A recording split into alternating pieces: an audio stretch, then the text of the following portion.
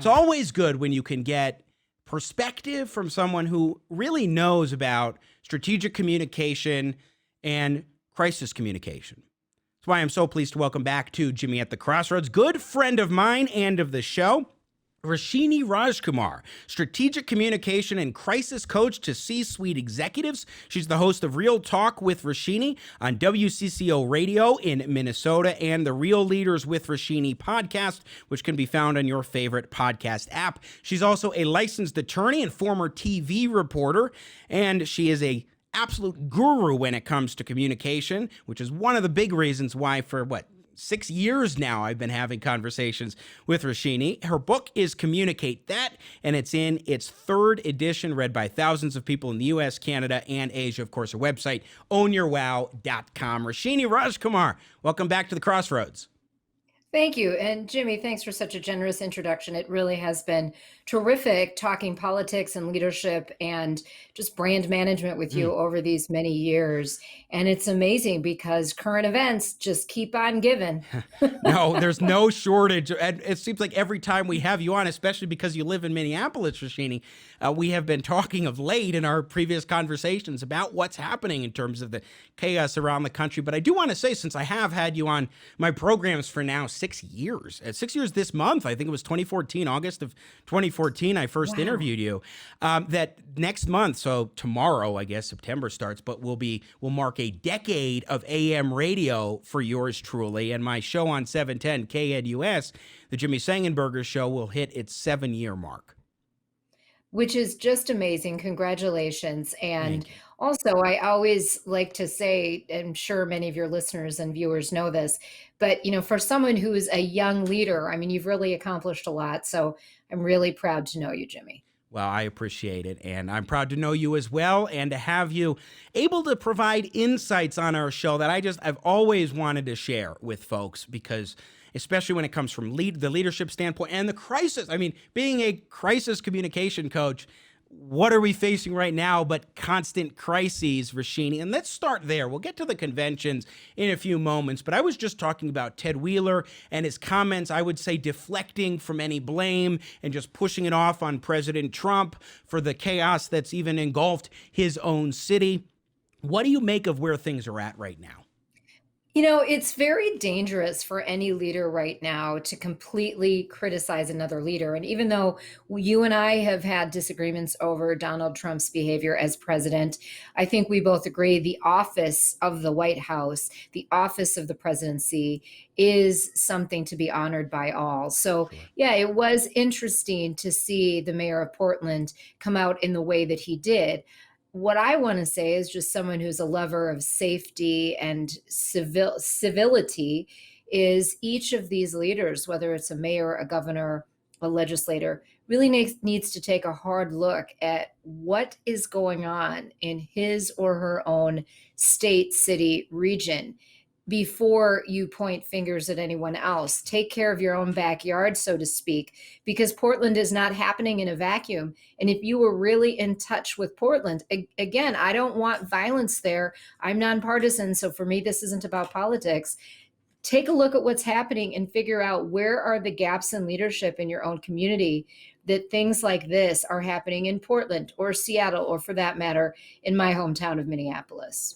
Yeah, well, when we talk about the chaos and in these inner cities, I mean, yes, rhetoric from the president of the United States can help, it can hurt, or it can be neither. And we can have a discussion about that. But at the same time, what happens on the ground in these cities is much more about whether or not I think these cities are willing and able to handle that, to allow their police to make sure that there is some semblance of law and order, or if it gets out of hand. One of the things that I've argued on this program for weeks and months now, Roshini Rajkumar, is that our politicians around the country have emboldened these people to be more brazen, as to continue, like for months, looting and rioting and all of those things, without any seeming end to that kind of chaos. Because if the police aren't able to do their job in addressing the violence, then it's going to continue to persist. I mean, we had a rally here in Denver a couple months ago, or a month and a half ago, and it was the 6th annual pro police rally, and it was literally attacked and shut down within 2 or 3 minutes of starting the event. I was supposed to speak. I was playing harmonica. I couldn't even play, and it was stunning to think that that could happen, and it's happening across our country. I think because of a failure, more than anything, of local leadership to say this is unacceptable and we're not going to tolerate it. Right. And there's really been such a backlash against the police. Now, look, I don't think anyone's going to disagree. We need police reform across the country, but bashing every single officer, every single person wearing a badge isn't the answer. Because then at the same time, when there is a shooting or a killing, and that's happened in so many cities around the country, you're turning to law enforcement to handle the situation. So they are stuck definitely between a rock and a hard place. So I think we have to also understand that freedom does matter. First Amendment rights do matter, but when people are getting violent in and then saying and hiding behind the First Amendment, that's when leaders need to call the bluff and say that just won't fly. We have a sheriff here in the county where Minneapolis is, called Hennepin County, Sheriff Hutchinson, and he has said, look, violence will not happen, on his watch as the sheriff. So his department supports the city of Minneapolis and many other areas in Hennepin County. But he's been very hard lined, not in a violent way, but he said, look, law and order is going to happen in my deputies and I will support that.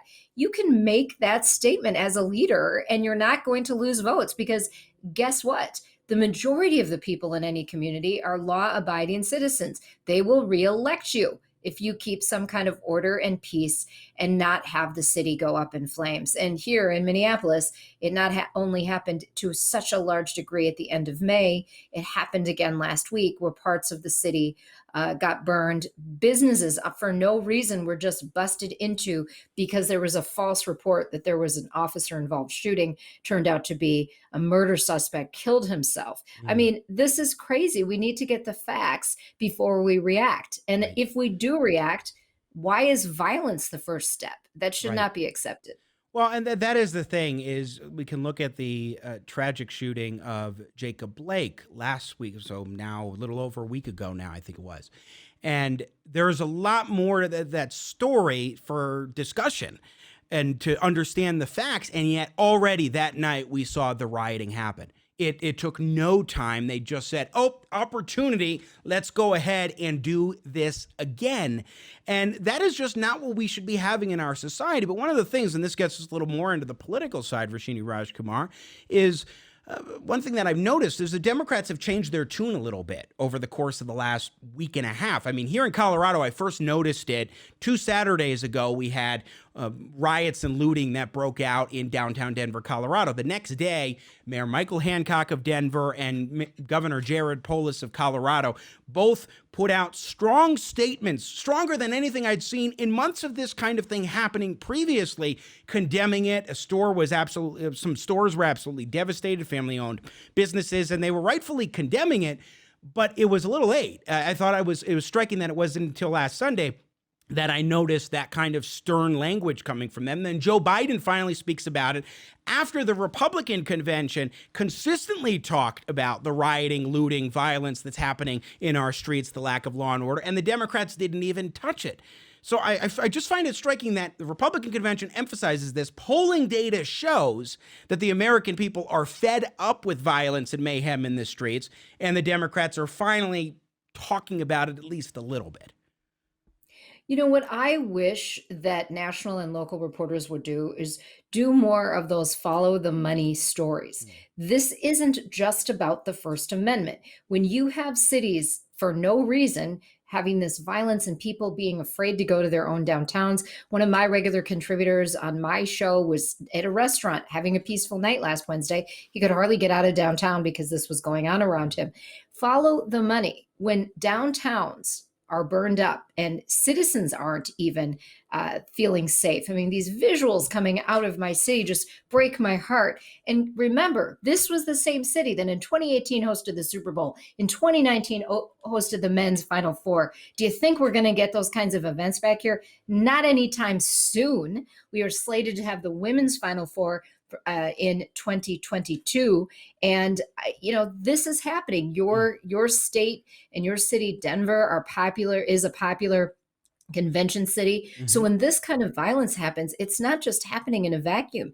It No. means major things. When events actually go back to happening again, they're not going to look at Denver. They're Mm. not going to look at Minneapolis or Portland for places where millions of dollars could then come in. So follow the money stories are really what I would recommend national and local reporters do, instead of just talk to the latest person who perpetrated violence or what are the latest crime statistics. Right. And we need to move the conversation to a more productive place. Well, absolutely. But something else too is that this literally, the looting and the rioting literally has nothing to do whatsoever with the First Amendment, because my rights stop where they trample upon your rights, Roshini. And Exactly. that is what we're seeing across the country with this. If you are destroying property, you are trampling upon somebody's right, in that case, to property. And what's stunning, too, is I see these videos of so-called Black Lives Matter activists saying, oh, the businesses, they've got insurance. Consider this. There was one video clip, I wish we had it, we don't, but of a woman saying, consider this reparations.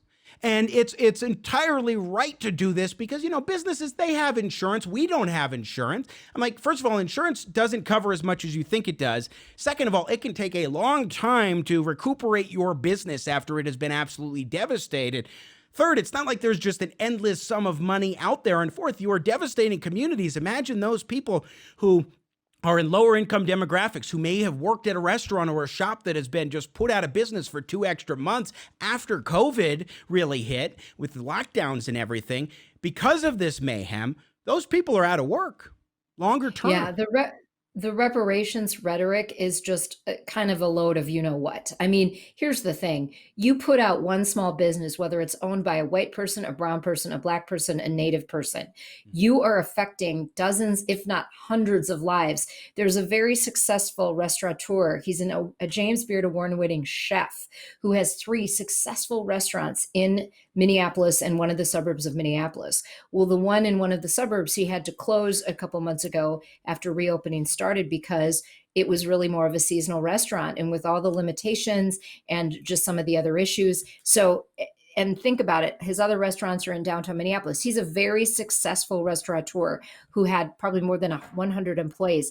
If he's closing a restaurant, think about the ones that aren't that successful, employ 20, 30 Oh, people. yes. All of those lives and families are touched and hurt. Especially when you're coming out of COVID-19 lockdowns, which already were putting businesses at a disadvantage, and they already still are coming back into business. They're not remotely at full capacity. In a lot of states and localities, you have to be outside. You can't have your customers indoors at the restaurant at this point in a lot of places. So it really I want is. to just give you a really quick personal Please. kind of anecdote that I can tell you. So it's for your viewers and listeners to really understand the visual here. So WCCO TV, which is the CBS affiliate in Minneapolis, they have a rooftop where they sometimes do their live shots. There's a garden up there that the meteorologists actually sometimes do their forecasts and weather reports from.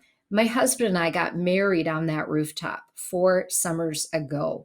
It's beautiful. The views of the city are amazing.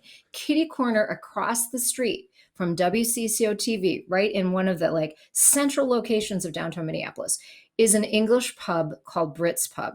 It's a corner restaurant with other businesses, coffee shops around it.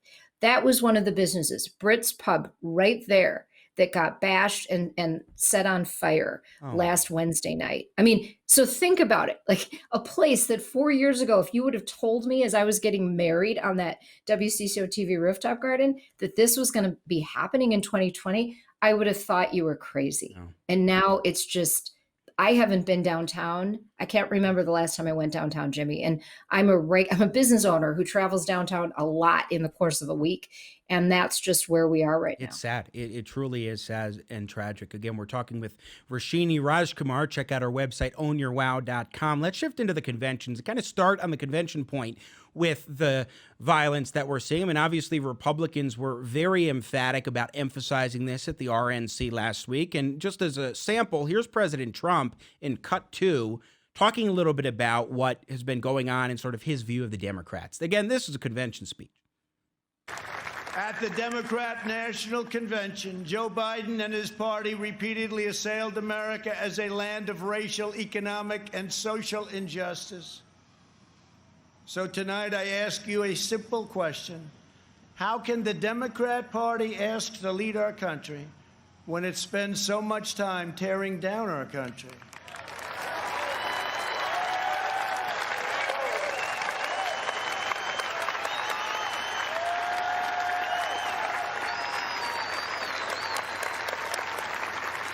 In the left's backward view, they do not see America as the most free, just, and exceptional nation on earth. Instead, they see a wicked nation that must be punished for its sins. Our opponents say that redemption for you can only come from giving power to them. This is a tired anthem spoken by every repressive movement throughout history. But in this country, we don't look to career politicians for salvation. In America, we don't turn to government to restore our souls. We put our faith in Almighty God. That's sort of the intersection of the politics and what we're seeing and his expression of attitudes among Democrats. But I also want to play cut 5, just a snippet here, because this was one of the most powerful moments of the entire convention. It was last Thursday night. Ann Dorn, the wife of the murdered former police officer, retired police officer David Dorn, himself a black man, she spoke at the convention. It was a violent night in St. Louis. 4 officers were shot. Others were hit with rocks and fireworks. At least 5 businesses were damaged, looted, or set on fire. As the Officer Wellness Coordinator and CIT Coordinator with the police department, I was keenly aware of the rioting and spent the evening getting ready to mobilize support for officers who were impacted. After I'd gone to bed, David received a call from Lee's Alarm Company. The front door of the pawn shop had been breached. This time he didn't wake me up to tell me.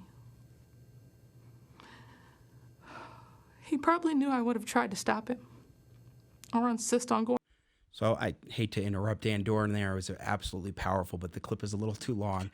Roshini Rajkumar, what did you make of that and the dynamics that played out at the Republican convention versus the Democratic convention when it comes to this issue of mayhem across the country? Right. Well, whether it was luck, coincidence, or just reality, maybe a combo of all, the Republicans were able to use the very real violence that has been going on, was going on during their convention on the streets of the United States, and really focus that police and public safety message. Another positive for them is how, for the GOP, is how they used personal anecdotes. And there's an example of a very real person sharing a very real story. Does not matter what party you are connected with. It is hard not to be moved by that. And those are some of the messages that the GOP wanted you to take away. Now, there were certainly parts of President Trump's speech that I would have done away with. It went on too long. He had some tall tales in there. But overall, the GOP was able to use these personal stories and how they countered the fact that they weren't all together in some huge traditional convention as we know it. They were able to bring some of these stories to life. And I'd say in comparison with the Dems, in a much more stronger and visual way, partly because of the cinematography, partly because of the voices they chose, and also because they were not hard and fast and strict with the mask rules that are out there. And however that plays itself out, the American people saw the visuals. And overall, just from a delivery standpoint, I would give the Republican convention stronger marks as far as overall show and delivering of message and maybe hitting home with your base over the Democrats.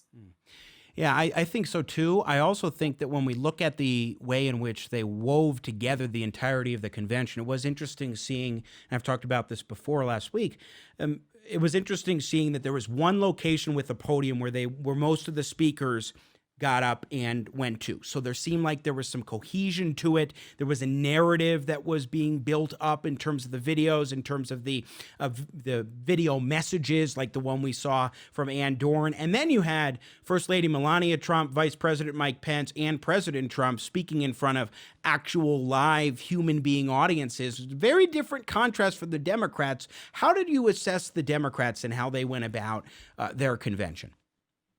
Right. Well, the thing is, when you're able to actually speak in front of people, there's just a natural energy that helps the speaker, even more than the audience, it helps the speaker.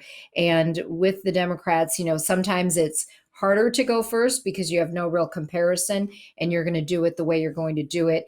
But they really went with this virtual push, and that hurt them in those bigger space moments, because when you see like a Kamala Harris or even Vice President Joe Biden at that stage, and then when they pull out to the wide shot and you're looking at people clapping on different screens, or you're looking at each state represented by one person sitting well spaced in the audience, it's a completely different feel. It's a completely different look. I mean, even on the stage, when you see Joe Biden and Dr. Biden with masks, black masks on their faces, that is not an appealing visual, even if they're trying to show they're upholding various mask rules. So the GOP let itself have a little more flexibility and really played to the cameras as best they could in a non-traditional convention way. And that shouldn't be surprising either, because President Trump is a showman. He did television for years. He brought in a couple of producers from The Apprentice.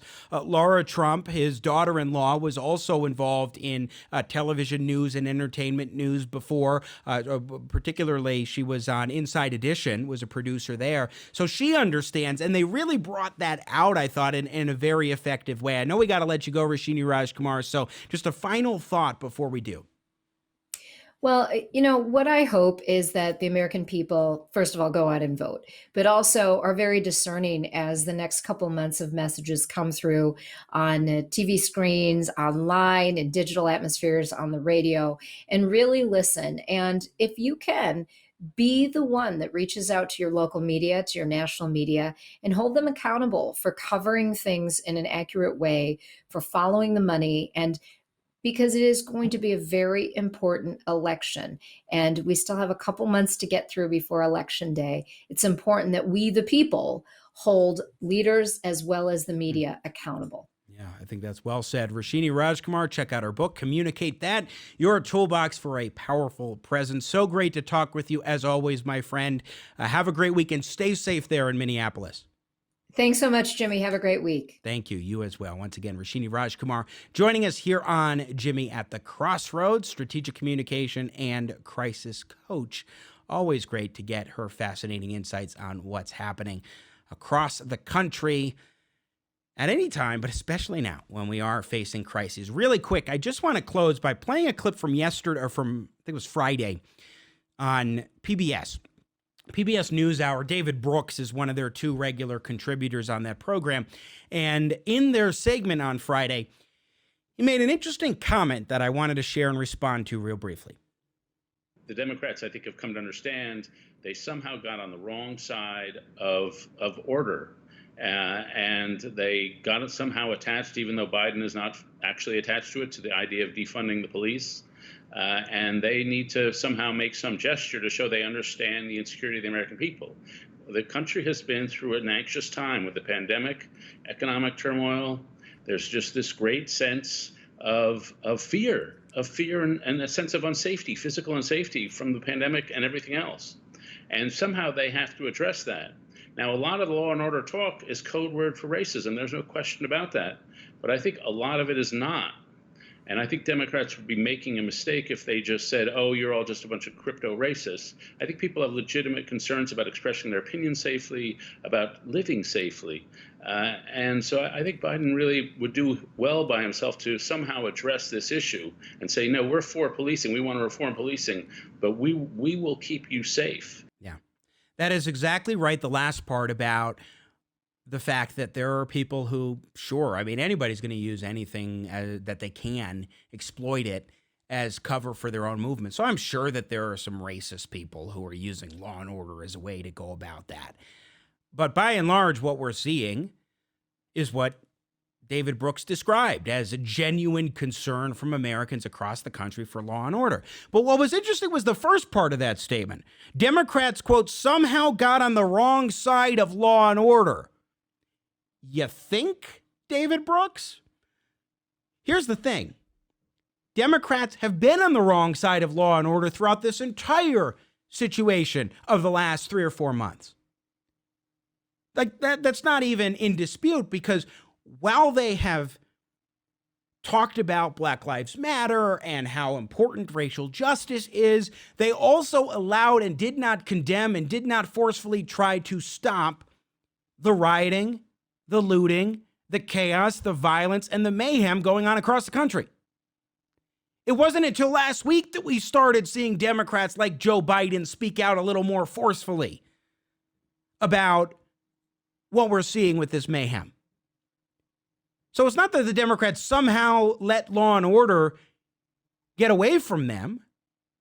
It's that they literally let it get away from them. They ignored it. They set it aside. It's not a somehow. We know how it happened because of their rhetoric, because of their tolerance for this kind of violence and chaos.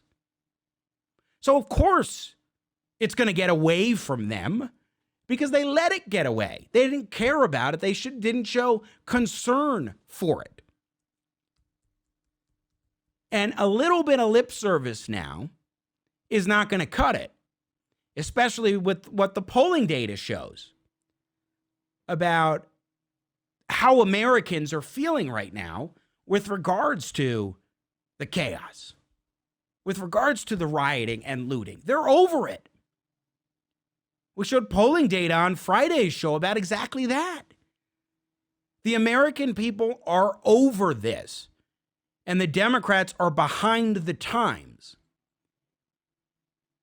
And they're going to continue to be behind the times unless they start speaking out firmly and taking actual action in these cities that are controlled by Democrats. Minneapolis, talking with Roshini Rajkumar. Minneapolis, prime example of that, going back to the very beginning of all this.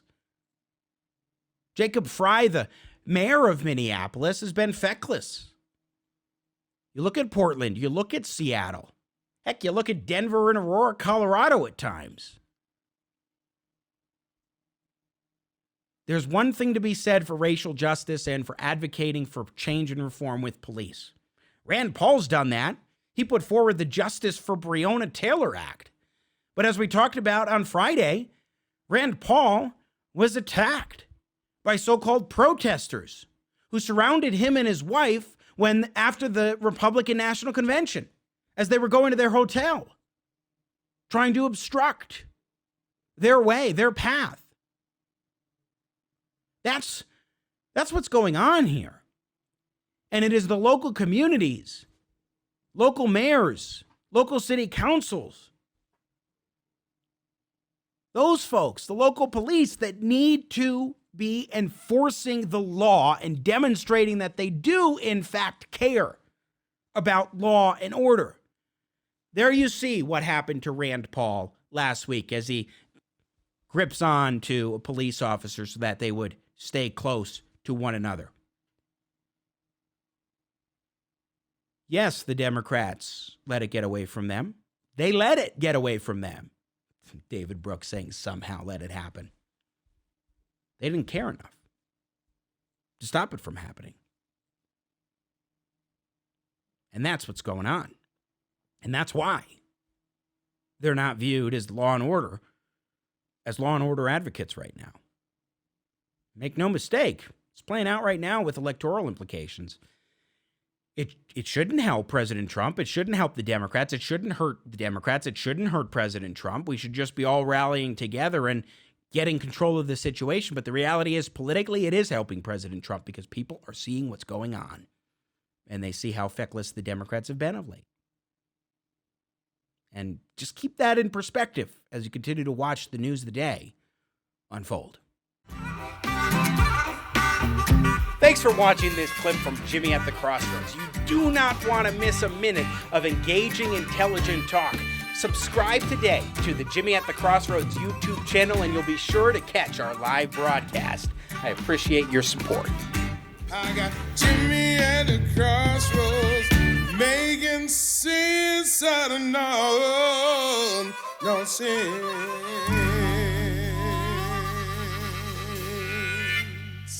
Yeah.